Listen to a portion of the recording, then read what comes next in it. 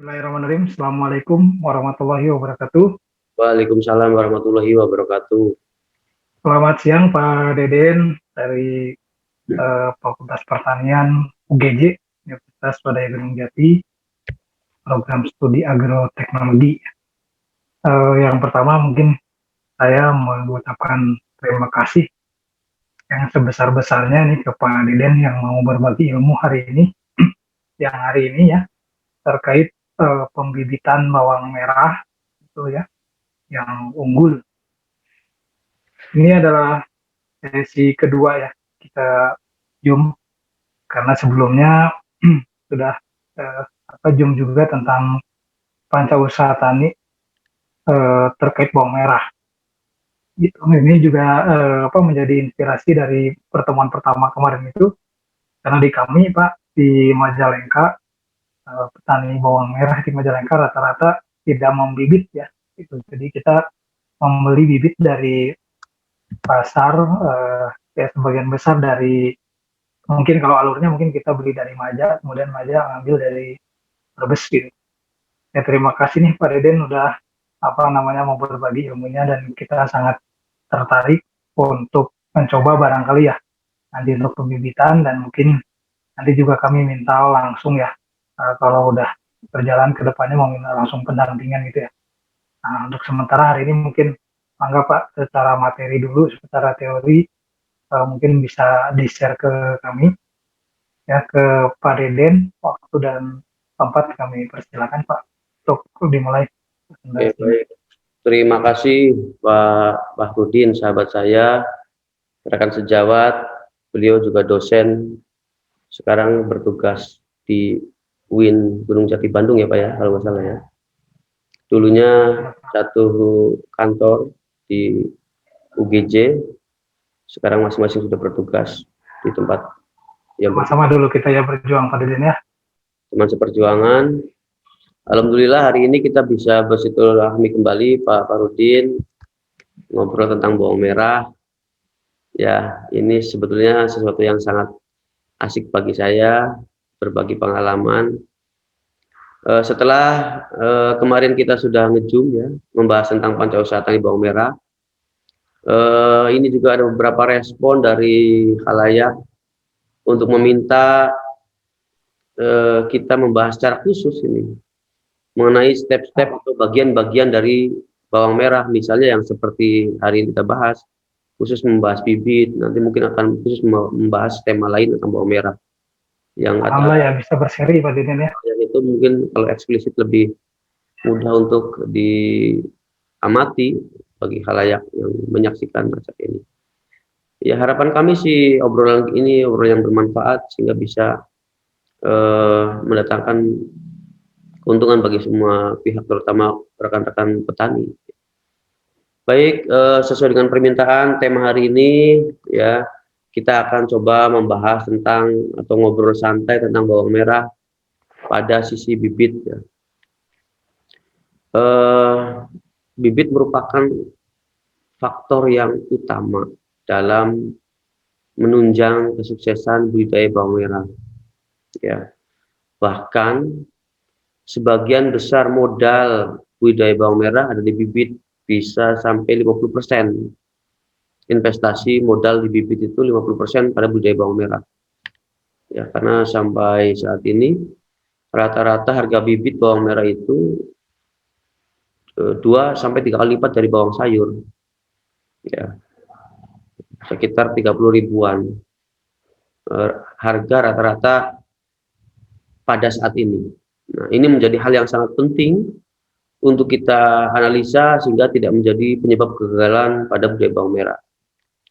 Nah, untuk itu mungkin secara detail kita akan coba obrolin hal ini untuk menunjang produksi bawang merah. Nah, ini ada yang biasa digunakan petani, ya. Ada jenis bibit yang didapatkan secara vegetatif, ya. Ada yang dilakukan secara generatif. Ya, mungkin dulu sih hanya atau mungkin begini, dulunya semua bawang merah itu berasal dari vegetatif penanamannya. sebelum petani atau peradaban pertanian itu mampu membuat atau menangkar bibit sendiri, ya, pada masa lampau mungkin ya. Nah, kemudian eh, sesuai dengan perkembangan zaman, petani secara baik secara ortodok atau tradisional maupun modern bisa menangkar, ya, bibit secara generatif.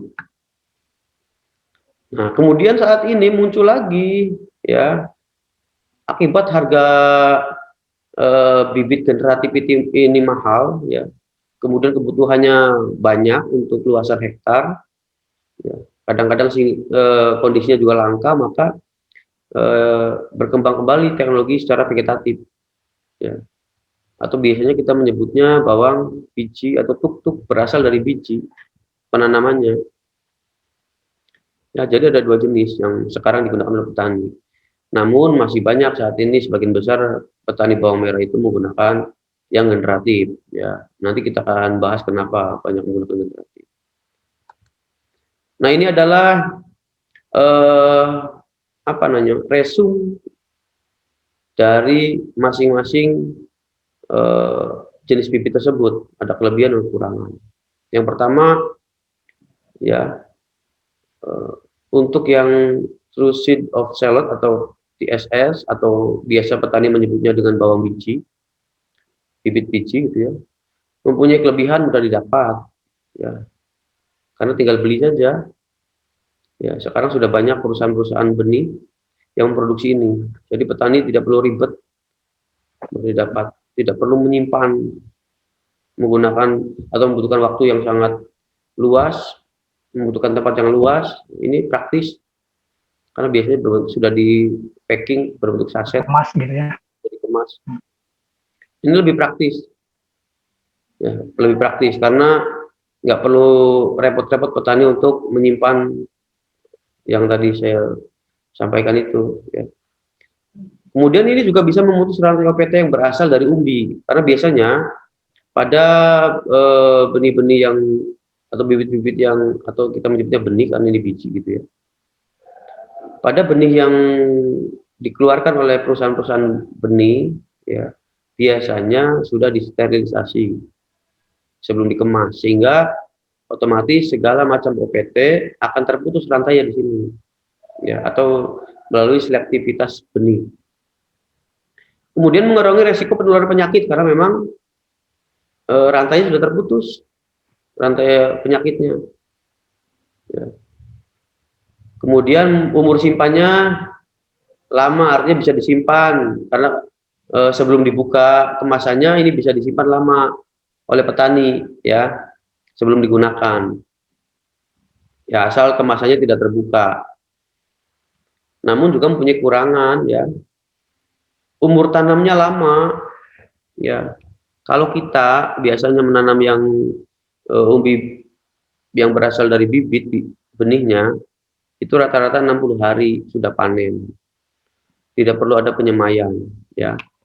Kalau yang menggunakan biji ini bisa nambah minimal 15 hari atau 15 hari atau setengah bulan minimal itu, karena harus ada penyemaian. Tapi rata-rata petani menyemai itu 30 hari juga, jadi 1 bulan. Ya.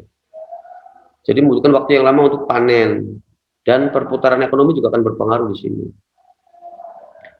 Membutuhkan tempat untuk penumbuhan persemaian, artinya selain kita mengolah lahan untuk tanaman budidaya utama, juga harus dibuatkan tempat untuk penyemaiannya yang tidak sempit, gitu, yang tidak sedikit, cukup luas butuhnya, karena harus disemai, ya. Dan daya tumbuh ketika dipindah tidak setinggi pada pembibitan menggunakan umbi, artinya ketika sudah dipindahkan mungkin akan mengalami stres dan lain-lain, karena kita ketahui bawang ini mempunyai morfologi yang sangat lunak dan mudah rusak.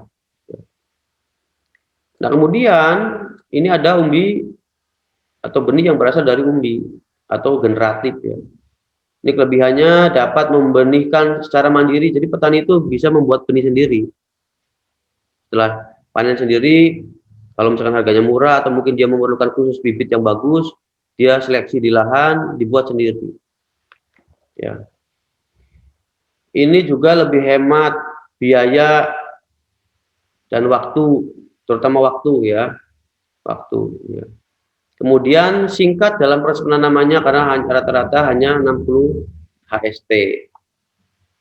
Nah, petani tentunya bisa memperbanyak sendiri. Ya. Nah, ini ada kekurangannya yang mungkin sering dialami oleh petani nih. Ya. Tidak tahu pasti kualitas bibit jika didapat dari hasil beli ke petani lain. Karena biasanya secara umum hampir sekitar 80% sampai 90% petani bawang merah itu bibitnya beli, Pak. Jadi jarang yang menangkar sendiri, ya. Kecuali di wilayah-wilayah penangkaran bibit, biasanya beli. Nah, yang dimaksud dengan beli ini kan nanti petani tidak tahu kualitas awal gimana dulu ditanamnya, ya, sehingga tidak ada kepastian kualitas. Tidak tahu riwayat kesehatan asal bibit saat ditanam, artinya apakah dulu bibit ini waktu ditanam bawangnya terkena penyakit, terkena virus, terkena hama, atau mempunyai patogen hama di dalamnya, kan nggak tahu. Karena sudah berbentuk bibit. Nah, yang bahaya kan kalau misalkan dia dulu ketika ditanam mengalami kerusakan akibat penyakit sehingga apa menjadi titik tular pada saat penanaman berikutnya. Ya.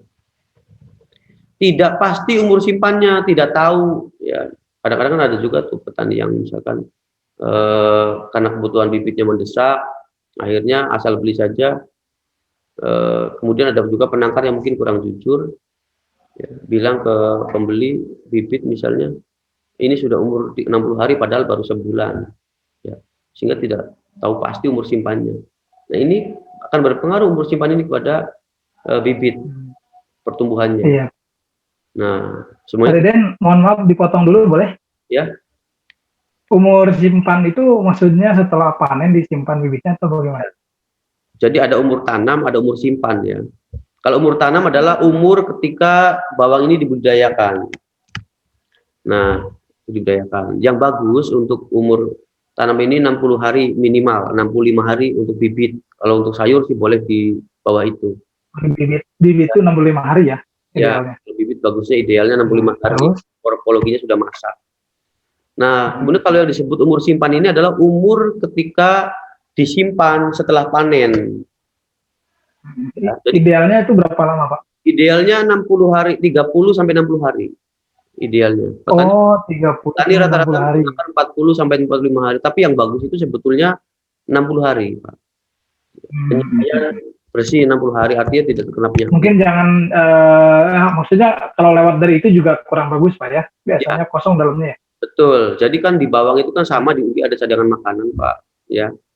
Idealnya itu hasil titir itu antara 60 hari. Kalau sudah di atas itu biasanya cadangan makanan dalam umbi itu sudah, atau cadangan nutrisi dalam umbi untuk pertumbuhan selanjutnya sudah habis, sudah menurun. Sehingga nanti pertumbuhan juga akan lambat. Ya. Di perbandingannya hampir 1:1 ya? Ya. Saya tanam dengan usia. Kalau kurang dari itu juga kurang bagus. Misalkan di bawah 1 bulan ditanam kurang bagus. Karena apa? Morfologi belum kering. Ya, masih banyak getah. Nah, sehingga pertumbuhan akan lama tumbuh pertamanya. Ya.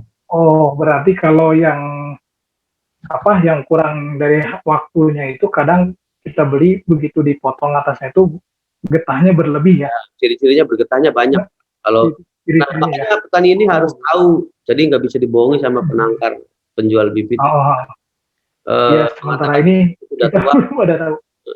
bibit itu sudah tua, umur simpannya ternyata ketika dipotong masih banyak getahnya, itu berarti ciri-ciri bibit yang masih muda umur simpannya. Ya. Masih muda. Gitu. Baik. Pak, dilanjut Pak.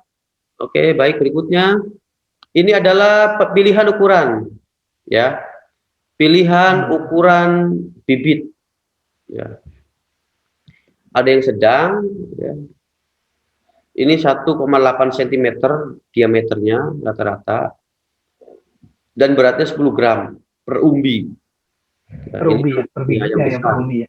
Ini yang sedang, 1,5 sampai 1,8 cm diameternya, ya, dan beratnya 5 sampai 10 gram. Kemudian yang kecil ini 1,5 cm diameternya dan beratnya 5 gram. Nah, ini kenapa harus ada pembagian ini dan petani harus tahu? ini menyesuaikan musim Pak nanti ya. Nah, pada musim kemarau sebaiknya hindari menggunakan bibit-bibit yang kecil ya. Oh, tanya Pak. Musim kemarau, pada musim tanam kemarau hindari bibit yang kecil karena memang di situ nanti kapasitas air di lingkungan tumbuh itu sedikit, sehingga untuk pembesarannya agak terhambat ya kalau menggunakan yang kecil. Oh iya, enggak salah.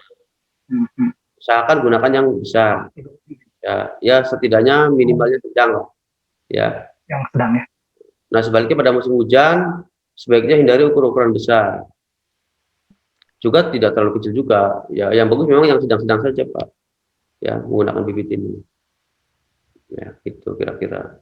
Nah ini bisa menjadi bahan analisa kira-kira kalau yang disebut besar berapa ukurannya, yang disebut kecil berapa, yang disebut sedang berapa. Petani mungkin bisa memperkirakan dengan patokan atau ukuran ini ya. Oke, berikutnya memilih bibit yang baik. Yang pertama ya, tersertifikasi biasanya. Kan sekarang ada balai-balai penangkaran bibit atau benih ya. Nah, termasuk bawang merah juga sudah ada sertifikasinya. Oke. Di mana itu Pak contohnya Pak?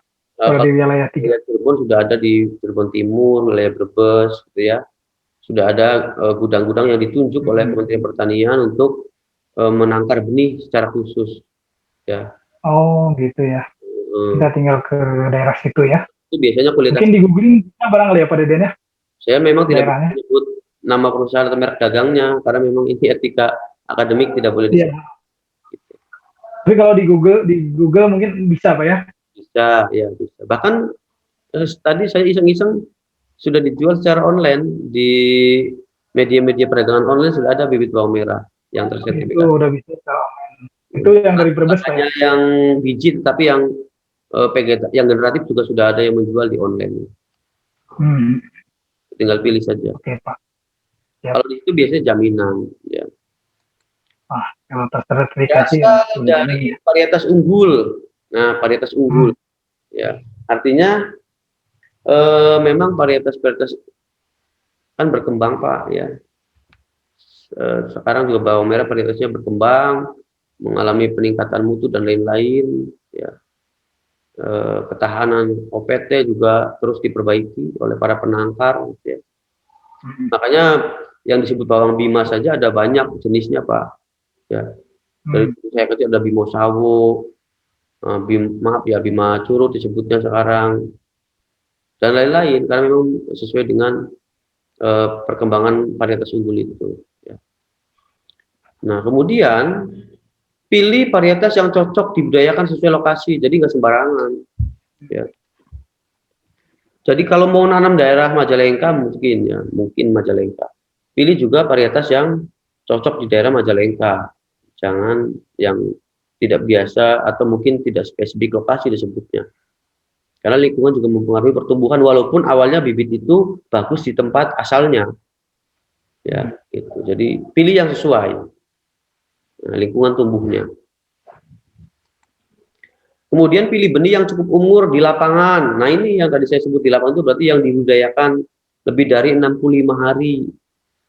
Namanya masak fisiologis ya. Masak fisiologis artinya seluruh pertumbuhan perkembangannya sudah sempurna untuk menjadi prasyarat bibit ya.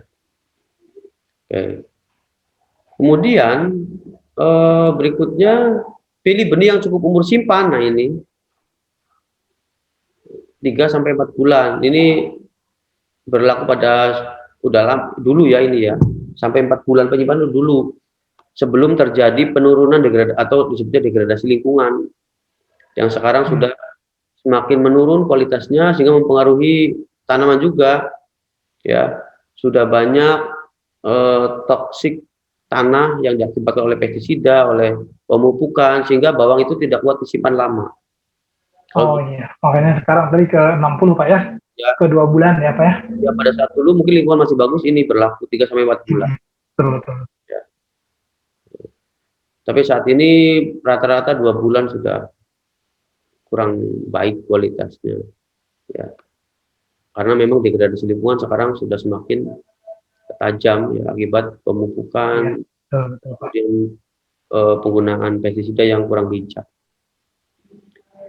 Nah, kemudian tidak melewati kadaluarsa, artinya saat ini misalkan 2 bulan penyimpanan, ya tidak lebih dari itu. Ya, kira-kira begitu. Penampilannya segar. Nah, segar itu kan berarti tidak keriput gitu ya, tidak kusam, kelihatan sehat ya. Mungkin kalau petani sudah tahu lah bawang yang sehat, bawang yang tidak. Kemarin juga sudah sempat kita bahas ciri-ciri bawang yang bibit bawang yang kurang sehat itu biasanya ada lingkarannya di perakaran Di dan bawah dekat akar ya, Pak ya. bernas, artinya bernas itu keras, tidak kropos dalamnya. Oh iya. Ya itu namanya bernas. Kulit umbinya tidak terluka, artinya tidak lecet dan lain-lain, tidak ada gesekan akibat hewan pengerat dan lain-lain. Ya, biasanya memang berwarna berkilau dan cerah. Ya. Nah, kemudian berikutnya adalah ubi berukuran sedang nih yang direkomendasikan ya. Jadi bisa di semua musim tanam, bisa kemarau, bisa musim hujan.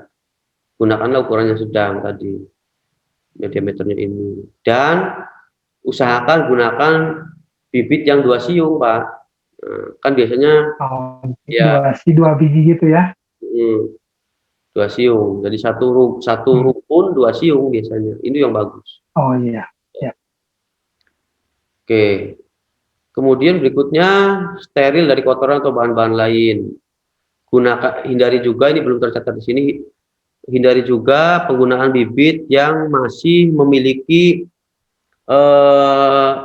lapisan umbi kering yang menempel, yang tidak berfungsi, artinya masih memiliki selimut apa ya, selimut kulit yang kering yang masih belum dibersihin lah ya, gitu ya. Karena kenapa? Itu juga penting karena nanti kalau misalkan tidak dibersihkan itu menjadi faktor penyebab kelembaban di sekitar umbi pada saat ditanam. Sehingga, itu mempengaruhi Pak ya? Iya, tumbuh jamur. Oke, kira-kira begitu. Kemudian ada juga perlakuan benih, penting ini sebelum ditanam. Kalau tadi kita sudah mengetahui ciri-ciri benih yang baik, sekarang kita ke perlakuan benihnya sebelum ditanam. Yang pertama,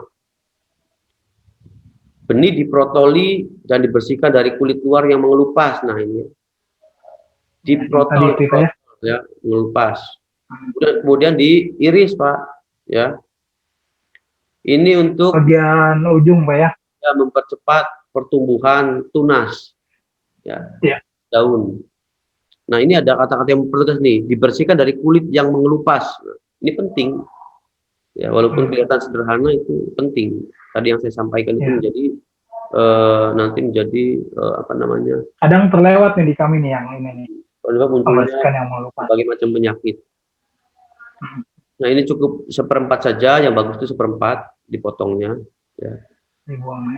Tapi kalau sudah di atas 65 atau 60 umur simpan, sebetulnya nggak dipotong juga tumbuh.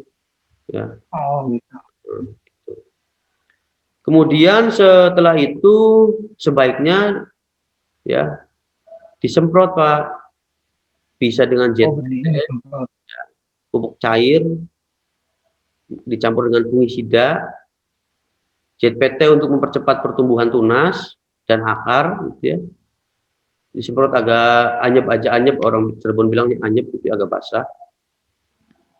Ya. Kemudian Pak Deden, ya. Punten dipotong dulu mungkin. Ini disemprot itu berarti waktu sebelum ditanam ya? Ya betul. Setelah dipotong ini, Pak. Setelah dipotong. Oh, setelah dipotong baru kita semprot ya? Ya, kemudian disemprot atau dikasih fungisida bisa dua-duanya. Ya. Biasa. Oke. Kalau ZPT biasanya sifatnya yang hormon tubuh saja, yang mempercepat pertumbuhan tunas. Walaupun sebetulnya kalau bawang itu kan tanaman yang mudah bertunas. Ya. Tapi untuk menyeragamkan pertumbuhan, ya boleh disarankan menggunakan POC atau ZPT untuk menyeragamkan pertumbuhan tunas. Ya. Kalau fungisidanya untuk mencegah penyebaran penyakit yang berasal dari umbi ketika memang ada di umbi. Berikutnya, ya makanya ini jangan mendadak, harus dianginkan dulu, jangan langsung ditanam. Artinya sekarang motong, sekarang ditanam itu jangan. Oh, iya. Karena nanti akan terjadi penguapan yang kurang baik atau respirasi yang kurang baik pada tanaman yang ketika dipotong langsung ditanam. Ya, terkena matahari langsung. Ya. Oke, sebaiknya kalau kita mau nanam besok, ya sekarang pagi dipotong, sorenya sampai malam diangin-anginkan sampai kering. Sorry, setelah dipotong pagi, Tapi jangan sampai dijemur ya. jangan Nggak sampai dijemur ya. jangan dijemur. Jadi dipotong pagi hari sekarang misalnya, terus sore setelah dipotong mungkin langsung disemprot sama ditabur. Setelah itu diangin-anginkan, ya tidak terkena matahari, dianginkan pakai seperti ini gelaran misalnya, ya gelarannya jangan yang plastik Pak, bawahnya ya diusahakan jangan yang plastik. Tenda gitu boleh nggak Pak? Masih toleran lah kalau tenda ya, asal jangan plastik aja. Yang penting dia nggak kalau di saya bahasanya apa ya? Ngesang gitu ya, ada uap air gitu ya. Ya, Plastik. ingat ngesang. Yang bagus memang tidak pakai plastik, yang bagus itu pakai kawat ram seperti ini yang sudah dibuat khusus kalau di wilayah-wilayah kita itu. Jadi dia ada angin ke bawah ya? Ya, seperti ayakan pasir, gitu ya. Ayakan, oke. Itu untuk menurunkan getah. Dianginkan semalam, gitu ya. Nah, makanya nanti agak kering. Nah, berikutnya langsung ditanam. Penanaman yang baik adalah membenamkan 3/4 bagian. Ya, penanaman yang baik. Membenamkan 3/4. Karena apa? Bawang ini kalau akarnya sudah tumbuh, ya radikulanya sudah tumbuh, dia akan mendorong ke atas sehingga kalau ditanamnya setengah dia akan muncul ke atas, bawangnya akan umbinya akan ngeletak gitu ya, roboh. Iya. Yang bagus itu 3/4. Ketika mendorong dia kuat, ya umbinya, akarnya mendorong dia kuat, tidak keluar ke atas.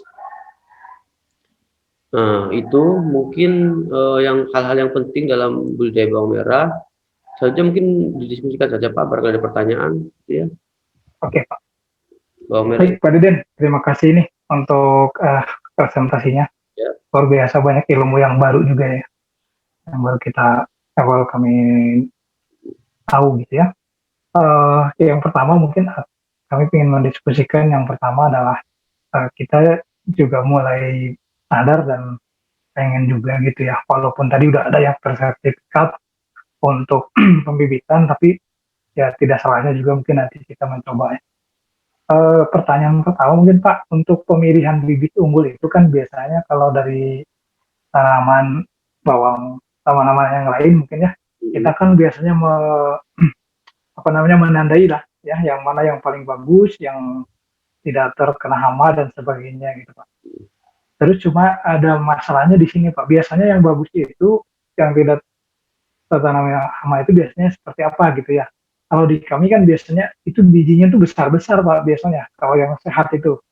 Nah kalau nanti kita jadikan bibit, otomatis itu nanti akan menjadi bibit yang ukurannya besar gitu Pak Deden. Gimana Pak menyiasati atau memilih bibit yang unggul nanti gitu ukurannya juga akan jadi sedang gitu ya untuk penanamannya, jadi nggak jadi besar gitu. Sementara kalau di sawah itu biasanya yang bagus itu besar-besar malah gitu ya bawangnya. Itu aja mungkin Pak untuk yang pertama.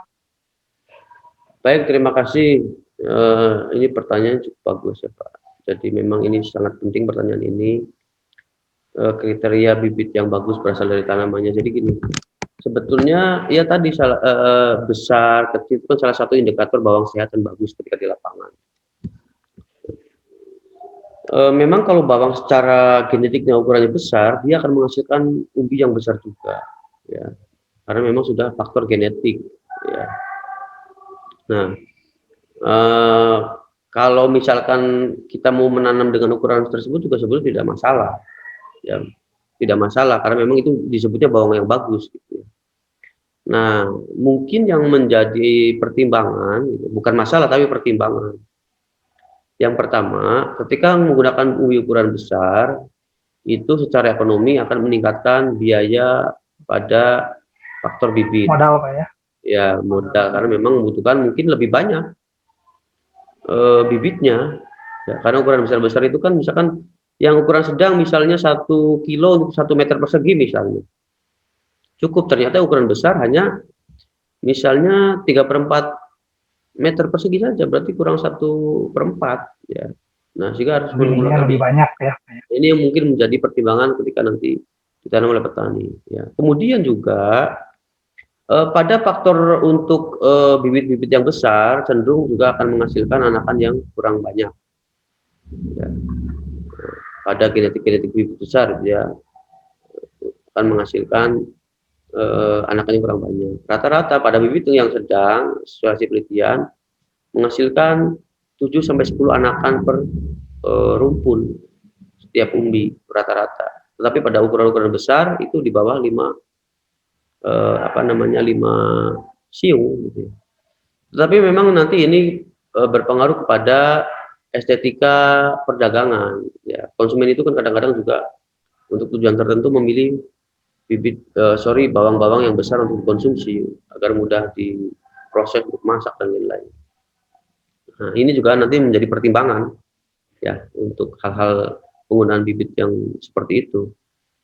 Nah, namun mungkin bisa disiasati Pak ketika kita kan namanya memang menggunakan genetik yang besar.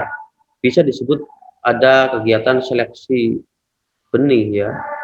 Seleksi benih. Jadi tidak mengambil benih-benih yang besar atau bibit-bibit yang besar dari hasil tanaman, bisa diseleksi Pak ya gitu. Pada saat setelah dipanen, disortir, diseleksi yang besar-besarnya untuk kepentingan penjualan atau ekonomi yang memang pada tujuan khusus untuk pembibitan, yang ukuran sedangnya diseleksi kemudian dikumpulkan dijadikan bibit untuk berikutnya. Saya rasa begitu solusinya untuk masalah penggunaan bibit yang memang sudah menggunakan genetik besar. Ya baik Pak. Nah, berarti nanti kita seleksi Pak ya. Kira-kira Pak ada pengaruhnya tidak Pak Deden ya? Kalau misalkan kita tanam benih sedang, itu nanti ada berapa persen gitu ya bakal diperoleh benih yang ukurannya sedang juga gitu. Atau apakah tidak berpengaruh gitu ya ke nantinya? Mungkin aja bibitnya kecil tapi nanti akan jadi besar gitu. Itu bagaimana Pak Deden? Ya, terima kasih. Kalau berasal dari seleksi ya. Kalau seleksi kan berarti dia mempunyai potensi ukuran genetik yang besar berarti ya. Kan seleksi dari yang besar.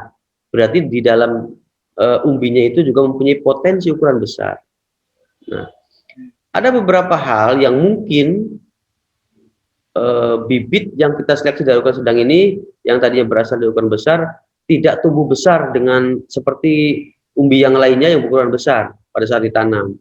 Apa faktornya? Banyak sekali, bisa karena perbedaan tanah ya ketika dibudidayakan, misalnya di bagian tertentu ada tanah yang agak keras gitu ya, sehingga menghambat pertumbuhan, sehingga walaupun teman-temannya besar umbinya dia tumbuh dengan sedang saja. Atau faktor lain misalnya akibat mungkin ada awal diserang oleh OPT atau hama penyakit sehingga tidak tumbuh secara normal awalnya, sehingga tidak sama dengan umbi yang lain ya. Walaupun sebetulnya sama-sama mempunyai potensi genetik yang besar. Nah, ketika dijadikan bibit ya,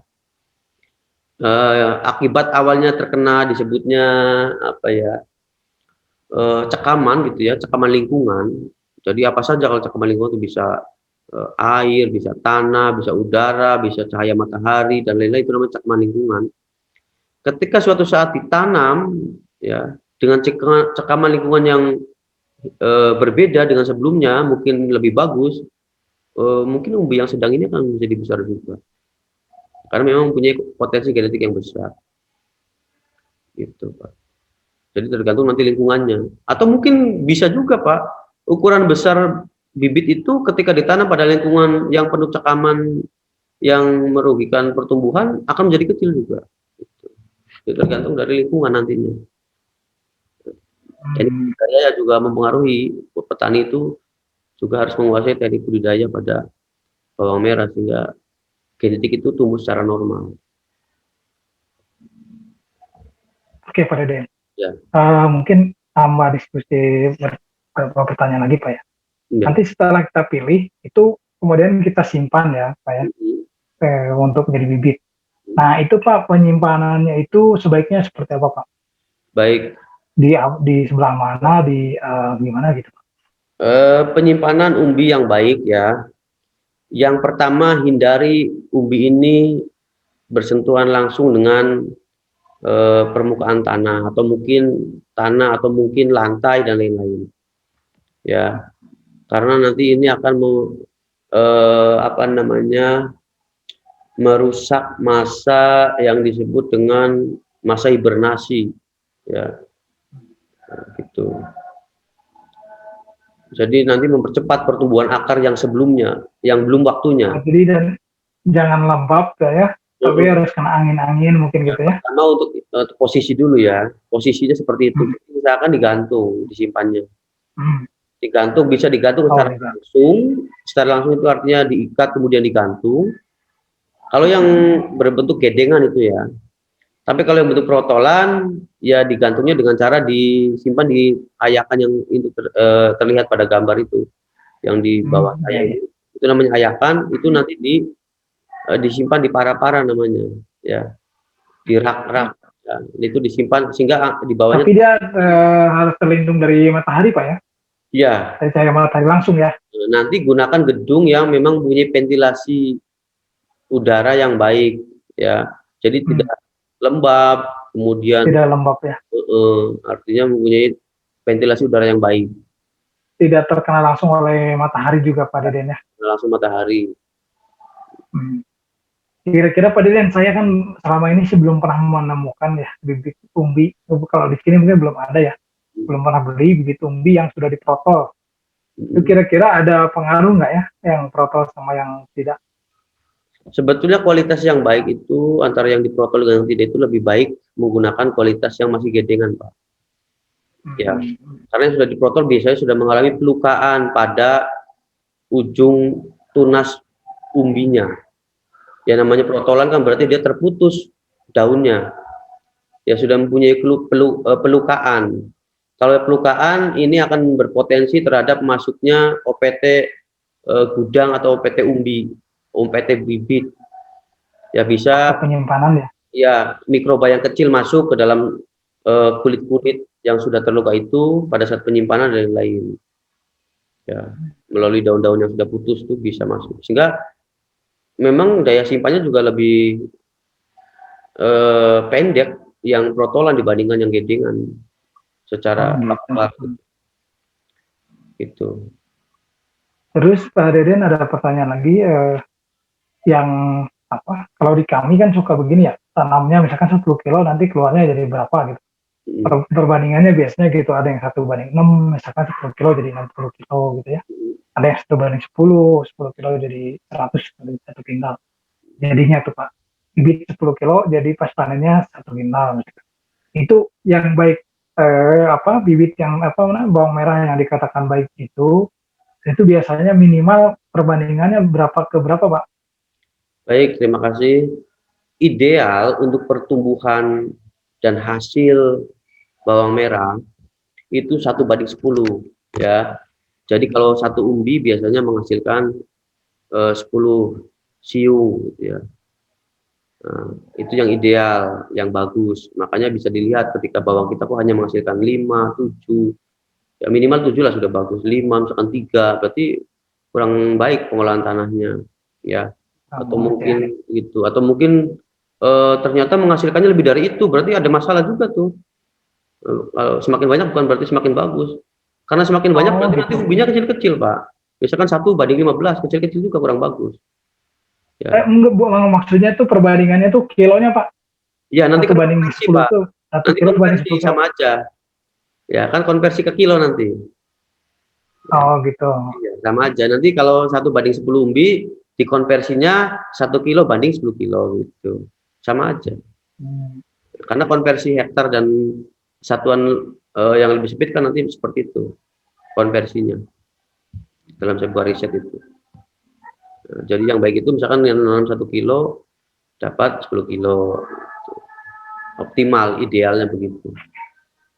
Makanya petani itu biasanya menggunakan rata-rata sehektar itu bibitnya 1 ton. Ya, Hmm. rata-rata. Idealnya menghasilkan 10 ton. 1 ton bibit itu ya? Iya. Menggunakan bibit 1 ton menghasilkan bawang merah 10 ton rata-rata yang ideal. Cirebon sekarang Iya, rata-rata yang ideal. ton, Pak. Nah, itu 1:10 itu maksudnya begitu, Pak? Jadi 1/10 ton ya? 1 ton. Iya, itu yang ideal. Wah, luar biasa. Di kami kayaknya belum ada orang yang nanam 1 ton itu.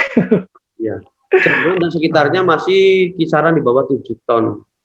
Bagus-bagusnya 7 ton. Kalau per hektar itu biaya normal itu berapa juta ya Pak Deden ya? Kalau normal sekarang posisi normal antara 60 juta per hektar. Ya. 60 juta Kondisi ya. normal. Ketika kondisi agak berat bisa sampai 70-an, bahkan bisa lebih, Pak. Terutama pada proses penanganan hama penyakit yang memang membutuhkan biaya yang cukup banyak dan bibit. Itu tidak terduga ya yang itu. Iya. Biasanya besarnya di situ kalau bawang itu dibibit dengan penanganan penyakit, hama penyakit. Kalau harga Pak Deden apakah ada apa namanya mungkin ya yang selama ini Pak Deden temukan barangkali biasanya berapa ke berapa sih harga antara bibit dengan yang bawang sayurnya, misalkan bawang sayurnya lagi 20.000, nah berarti bibitnya kira-kira di berapa gitu Pak Deden? Baik, terima kasih Pak Parudin. Ini berdasarkan hasil riset terakhir kita ya, bahwa BEP bawang merah itu di angka 7.000 ya. Jadi kalau harga bawang merah di atas 7.000 atau pas 7.000 berarti petani itu hitungannya impas. Tapi rugi tenaga. Kalau di angka 7.000 itu hasil riset, hasil penelitian kami. 7.000 itu ya. Kalau di bawah 7.000 berarti petani pasti rugi. Ya, segala-galanya rugi modal, rugi tenaga. Kalau misalkan di atas itu berarti petani ada untung. Tinggal hitung saja 10.000 berarti ada untung sedikit. Kalau di atas itu berarti ada untung banyak dan di atas itu lebih banyak lagi. Itu untuk BEP break even point analisis petani bawang merah.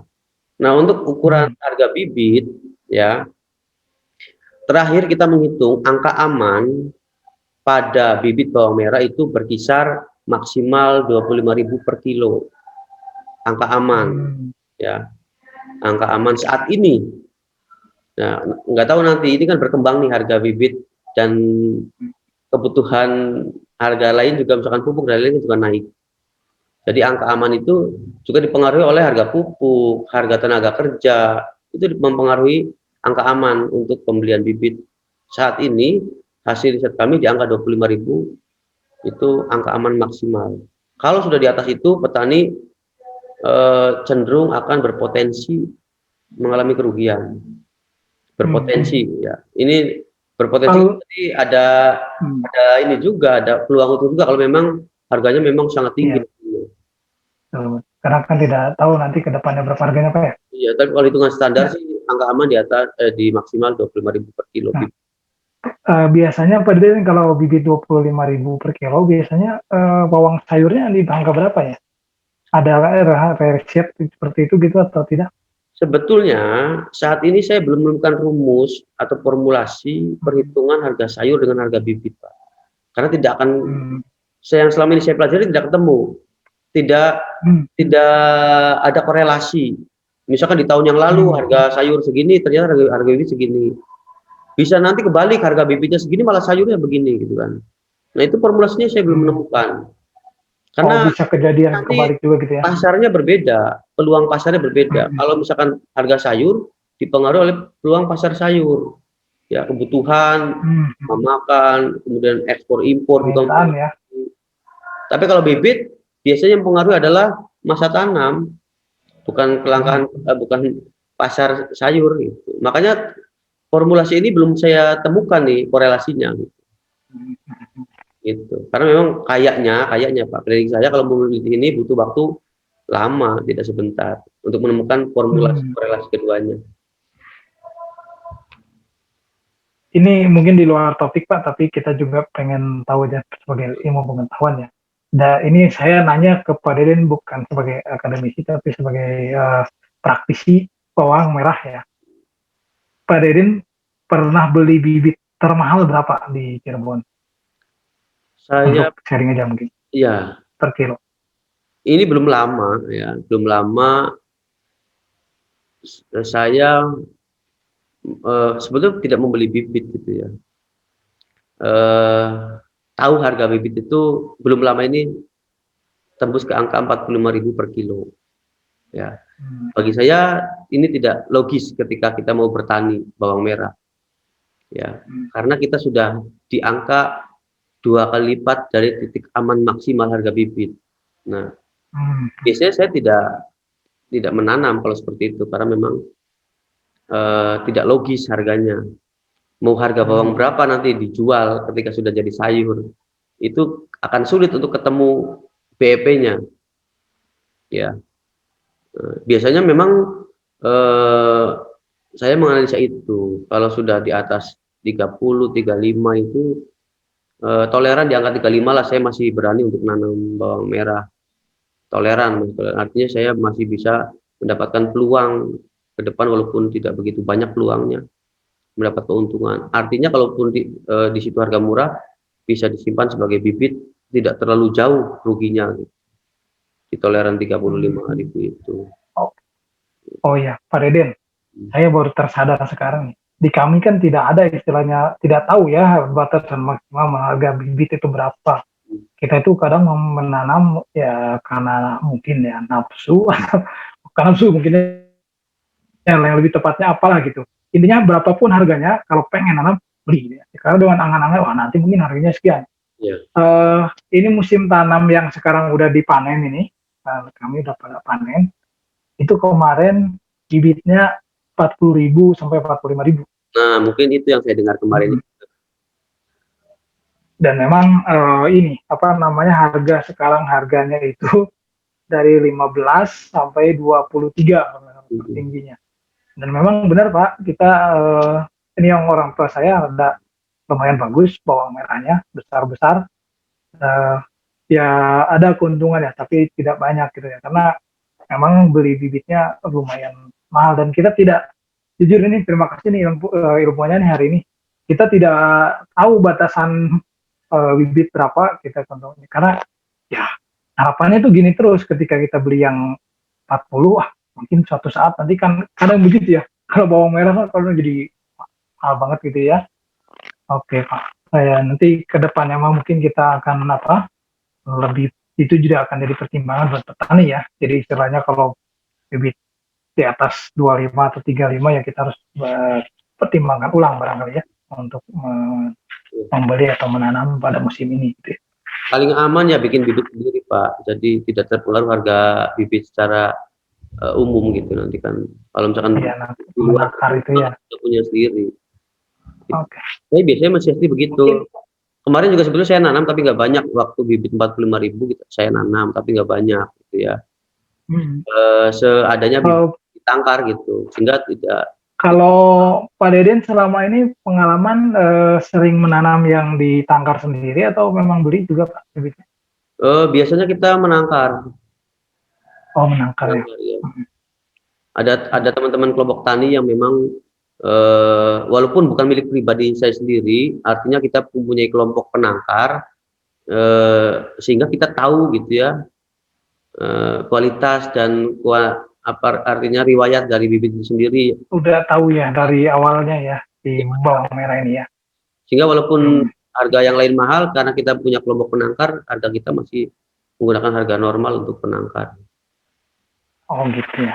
Ya mungkin kapan-kapan nanti bisa. 45.000 harga bawang sayurnya di atas 20 Pak, jadi nggak terlalu rugi-rugi banget itu ya, petani itu. Biasanya malah di bawah 12.000 panen itu. Ya masih agak inilah. Betul. Oke. Pak Deden mungkin kapan-kapan kita bisa main ya ke penangkaran bibit itu. Ya mungkin cukup Pak ya. Barangkali Pak Deden ada kegiatan lagi. Tapi saya minta mungkin statement untuk kita ya penutup yang bisa memberikan kepercayaan diri juga nih pada kami gitu ya untuk menangkar sendiri karena jujur nih belum pede juga gitu ya belum pede aja gitu ya baru tahu ya sekarang kita belum pede buat saya nanti nangkar dan sebagainya. Takut misalkan nggak bagus gitu. Seperti itu Pak, barangkali minta kalimat penutupnya aja supaya kita lebih pede lagi nanti untuk mencoba menangkar gitu ya Pak, menangkar bibit. Mangga Pak Deden. Baik, terima kasih petani bawang merah yang khususnya di wilayah Cirebon dan secara luas di mana saja, bahwa bawang merah adalah usaha yang memang sebetulnya kalau kita usahakan budidayakan dengan baik bisa mengangkat derajat keluarga gitu ya. Namun kita harus pandai juga menganalisa bagaimana peluang dan tantangannya. Ya, bibit merupakan faktor yang menentukan pada budidaya bawang merah.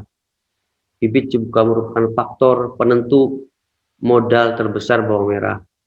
Nah, jadi sebelum menanam bawang merah, sebaiknya memang harus memahami ilmu bibit itu sendiri.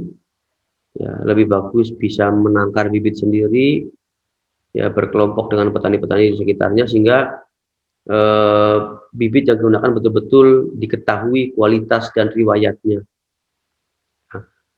dan bisa menjadi salah satu faktor pendukung keberhasilan budidaya bawang merah rekan-rekan petani semua. Ya. Tetap semangat ya, walaupun bawang merah ini tidak mempunyai jaminan harga dari pemerintah, fluktuasinya tergantung pasar, ya, berarti petanilah yang menentukan harganya.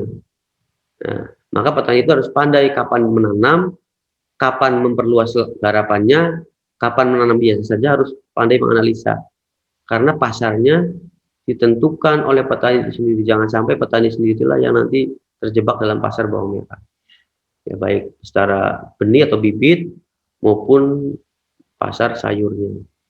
Nah, kami dari Fakultas Pertanian Universitas Swadaya Gunung Jati Cirebon gitu ya, siap mendampingi apabila diperlukan di wilayah-wilayah Bapak Ibu bertani, ya silakan komunikasi dengan kami, bersilaturahmi intinya ya, untuk memperpanjang umur, usia, rezeki dan lain-lain kan dari silaturahmi. Ya. Fakultas Pertanian siap untuk mendampingi Bapak Ibu sekalian baik dalam budidaya, penangkaran benih ataupun mungkin komunitas-komunitas lainnya. Ya, sesuai dengan falsafah tridharma perguruan tinggi, kita harus melakukan pengabdian dan kami siap untuk mengabdi dengan Bapak Ibu sekalian. Itu saja Pak Rudin mungkin yang bisa saya sampaikan. Baik Pak Deden, terima kasih untuk kalimat penutupnya. Dan alhamdulillah nih kita juga dapat sudah disampaikan langsung tadi oleh Pak Deden untuk bisa mendampingi petani barangkali ya. Jiwa pengabdian Pak Deden memang tidak pernah pudar ya. Pak Deden, baik, nanti juga mungkin kami kalau suatu saat akan menangkar ya pasti akan meminta semacam pendampingan begitu ya, karena kita juga biar pede dan biar sesuai dengan ilmunya gitu ya, jangan sampai sahabat tani semua bertanam bawang merah karena ikut-ikutan atau karena panas dengan orang lain yang dapat untung yang banyak dan sebagainya gitu. Tapi kita coba mulai tahu dulu secara teori, secara ilmu supaya memperkecil peluang kerugian gitu ya. Pak Deden, terima kasih dosen Fakultas Pertanian ya. Salam Pak untuk Dekan Pertanian Pak. Ya, insya Allah sampaikan. Dan juga untuk Pak Rektor Pak Mokarto Universitas Swadaya Gunung Jati, alhamdulillah semakin tinggi ya grade-nya, yang rankingnya juga semakin bagus, masuk ke 100 besar ya Pak Deden ya. Ya. Top universitas di Indonesia ya. Luar biasa, saya juga selaku alumni dosen UGJ merasa banget perkembangan UGJ yang sangat pesat dari akreditasi jurusan-jurusannya luar biasa, mendekati A, hampir mendekati A sebagian besar gitu ya. Sebagian besar hampir A semua begitu. Ya mungkin itu aja Bapak dan Ibu sahabat tani semua, semoga tetap semangat ya, semoga menjadi ilmu dan ya apapun yang kita bicarakan hari ini mudah-mudahan bermanfaat ya untuk pertanian secara khususnya dan juga untuk Indonesia ya secara luas gitu ya secara umumnya untuk ya pertanian, kemajuan pertanian di Indonesia dan kesejahteraan tentunya ya. Dengan kita buat video seperti ini dengan harapan ya bisa membagi ilmu ya, nanti insya Allah Pak Deden kita akan share ke grup-grup Facebook pertanian, karena sekarang kalau saya melihat dari medsos dan sebagainya juga udah banyak gitu ya, medsos-medsos yang isinya itu tentang pertanian, Pak. Oke, demikian tadi perbincangan tentang bibit bawang merah yang kita bahas, ya, yang dimoderatori oleh Bapak Fahrudin. Terima kasih Pak Fahrudin. Mudah-mudahan acara ini bermanfaat bagi para petani khususnya dan halayak pada umumnya. Sampai ketemu lagi di video kami berikutnya. Kita akan coba buat video-video yang membahas tentang bawang merah untuk memberikan informasi pada para petani dalam membudidayakan bawang merah supaya bisa lebih baik dan sukses. Saya akhiri, bila daya, wassalamualaikum warahmatullahi wabarakatuh.